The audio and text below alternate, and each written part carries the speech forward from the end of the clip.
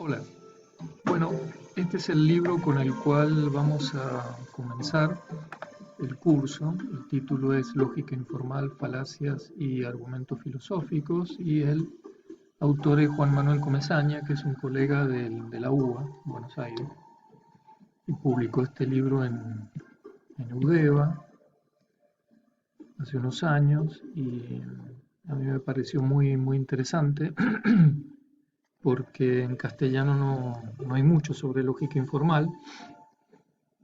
Es decir, no hay tanto como yo quisiera que hubiera, la mayor parte está en inglés y hacia el final de este curso vamos a tener que confrontarnos con algunos textos en inglés, vamos a ver si los vamos traduciendo para aprender. Bien, el desafío aquí es, bueno, este, hacer un encuentro con esto que se llama lógica informal y que es de algún modo una reacción frente a lo que de otro modo se llama lógica formal. Entonces, como verán ustedes en el capítulo 1, que tendrán que ir leyendo, la primera aclaración, disquisición o distinción que es necesaria para el desarrollo del tema es la diferencia entre lógica formal e informal, si es que existe tal cosa, ¿no? Como ya les adelanté en la primera charla que tuvimos, los lógicos formales dicen que la lógica informal no existe y los lógicos informales dicen que la lógica formal es una parte de lo que ellos mismos hacen. Bueno, vamos a ir viendo cómo nos posicionamos frente a estas distinciones. Entonces, eh, lo que yo voy a hacer para este curso, básicamente al inicio, que es un curso que está, como yo les dije, orientado más a la práctica que a lo teórico, es centrarnos en los tres enfoques que señala aquí el autor, que me parece muy interesante, y estos tres enfoques permiten una dinámica práctica muy interesante que quiero que ustedes aprendan de cómo pasar de un enfoque al otro a partir de una misma expresión y el juego final de convertir falacias en razonamientos aceptables y, y viceversa. Iniciamos con la introducción, quizás el mejor modo de partir desde aquí. Los voy a acompañar inicialmente leyendo un poco y dando algunos puntos importantes. Dice el autor, este no es un libro de lógica informal o de pensamiento crítico, al menos si por lógica informal o pensamiento crítico se entiende algo así como una teoría sistemática acerca de la inferencia en sus distintos contextos. Bueno, esta primera frase es importante porque no es que el libro no se trate de lógica informal, simplemente que él dice que no va a proponer él mismo una teoría sistemática, ¿no es cierto? Y van a ver ustedes que a continuación él estima de que esto es casi imposible, ¿no es cierto? Una teoría sistemática.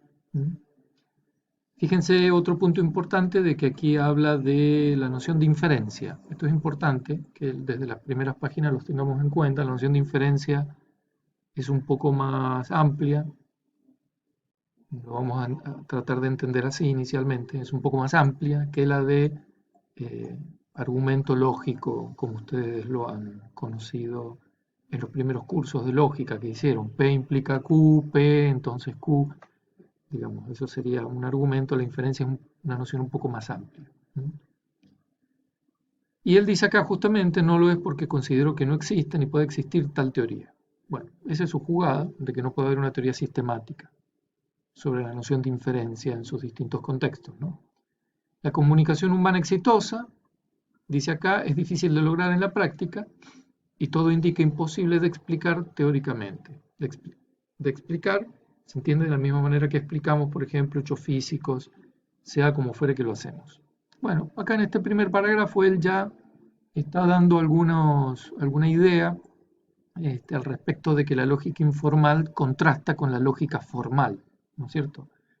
Bertrand Russell, por ejemplo, en sus Principia, iniciaría el texto con un primer parágrafo que diría totalmente lo contrario de lo que dice aquí, es decir, él diría que su lógica, que viene de Frege en cierta forma, este, es, es una teoría sistemática y, y que pretende algo así como explicar la totalidad de lo posible en la argumentación lógica, ¿no? Eso diría Russell, ¿no? Acá a continuación, el siguiente parágrafo dice, lo más que puede haber, y lo que trataré de ofrecer aquí es una presentación más o menos explícita de criterios que funcionan de manera implícita en las evaluaciones que hacemos de los argumentos que presentamos y que nos presentan. El hecho de que crea que no es posible elaborar una teoría sistemática, por otro lado, no significa que le reste importancia a lo que sí puede hacerse, ¿no? Que es este análisis. Como digo, en la primera sección del primer capítulo es defendible la idea de que la filosofía misma consiste en la explicación de lo implícito. Bien, es importante aquí, entonces, en esta primera presentación, tener en cuenta de que hay algo así como un desencuentro muy grande entre lógica formal y lógica informal, ¿no? La noción de lógica informal, que es de estos últimos años, sería algo así como una reacción frente a la lógica formal, como un llamado de atención frente a la lógica formal. Bueno, a continuación hay un detalle de cómo Comesaña ha armado el libro. Dice: el libro está dividido en 3 capítulos y lo que nos interesa a nosotros aquí es lo que está en el primer capítulo inicialmente. ¿Mm?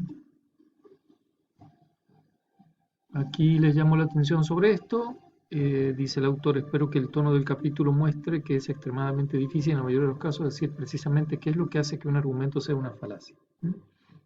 Porque ese va a ser uno de los temas con los cuales vamos a tener que lidiar. Es un tema que seguramente ustedes han visto antes, que es el tema de las falacias. Bueno, ahí también él realiza un análisis de ciertas maniobras, que él llama maniobras, me gusta esa expresión, argumentativas, y, y que, a las cuales nosotros le vamos a dedicar un pequeño tiempo. Quizás como una idea de cierre de esta primera introducción, este, comparto con ustedes este pequeño dibujito, ¿no es cierto?, que está acá, para que ustedes más o menos se representen lo siguiente, ¿no es cierto? La lógica que ustedes han estudiado, ¿no?, en los primeros cursos, la llamada lógica formal, ocupa una muy pequeña porción de la gigantesca pizza de los argumentos y las inferencias. Es decir, de la totalidad de los argumentos e inferencias, solamente una pequeña parte puede ser capturada formalmente. ¿Mm? ¿No es cierto? No, no todo es modus ponens o silogismo disyuntivo, o modus ponens al estilo P implica Q, P, entonces Q. Y lo que no tenga esa forma resulta que no es un argumento ni es una inferencia, no, de ningún modo. La lógica formal, naturalmente, realiza un esfuerzo enorme por intentar capturar de modo formal, matemático, preciso, sistemático, si ustedes quieren, este, una parte del modo que tenemos de inferir y de argumentar, pero como les digo, es solamente el 1%. Y miren, para que ustedes tengan una idea, en esa parte naranja que ven ahí en el dibujo, está, por ejemplo, el método inductivo, ¿no? La inducción es un procedimiento que ustedes han conocido seguramente, lo han estudiado en los cursos que han tenido de filosofía de la ciencia o en algún curso donde fuera tema.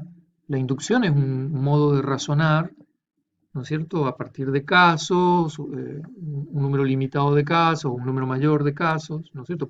Solo por mencionarles un método muy, muy tradicional, el inductivo, y, y este método, ¿no es cierto?, que a partir de muchos casos particulares yo saco una conclusión general, no pertenece a la lógica formal. Es decir, no hay una fórmula como el modus ponens, al estilo P implica Q, P, conclusión Q, es decir, no hay una fórmula que permita capturar una inducción, ¿no?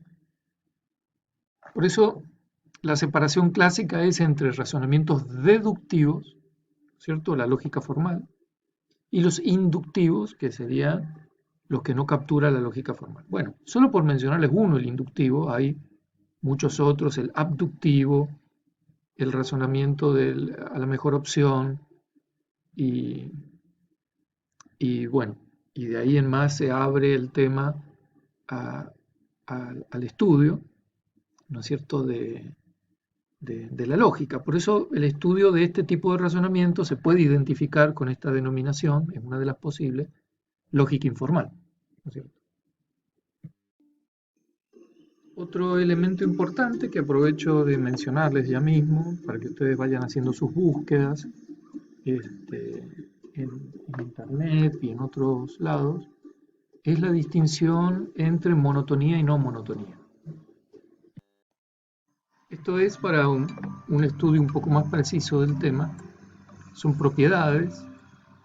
La primera, la monotonía, es la propiedad de la lógica formal y la no monotonía es la propiedad que caracteriza los argumentos que no son formales, digamos.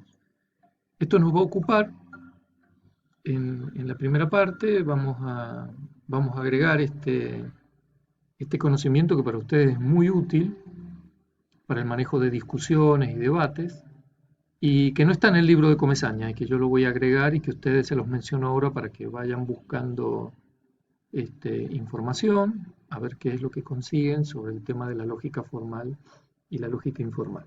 Y por el momento me van acompañando con la lectura del texto.